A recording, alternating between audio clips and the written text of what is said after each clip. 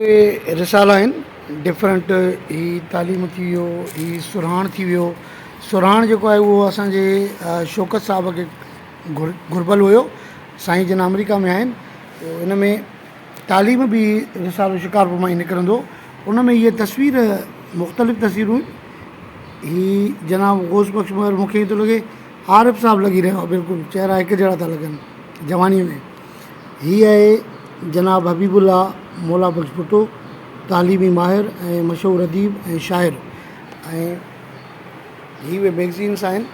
हिकिड़ो माहौल आहे पढ़ाईअ जो शिकारपुर में। बहरहाल हिकिड़ी ख़ूबसूरत ऐं ज़बरदस्त इहा इमारत आहे ऐं हीअ बि 1931 जी आहे।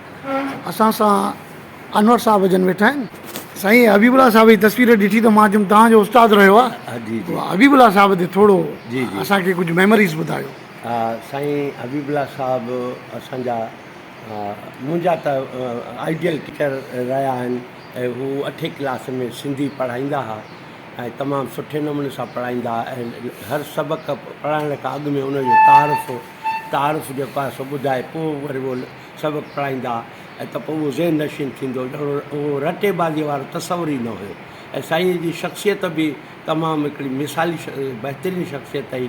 साईं पंहिंजे वार जेके साईं जा चांदीअ वांगुरु चमकंदा, उनखे बि हमेशह जेको आहे सो फणी लॻल हूंदी, साफ़ अछो लिबास पाईंदा, पढ़ाइण जो बहितरीनु हिकिड़ो उनखे ॾांहुं हुयो ऐं सुठा अदीब बि हुया।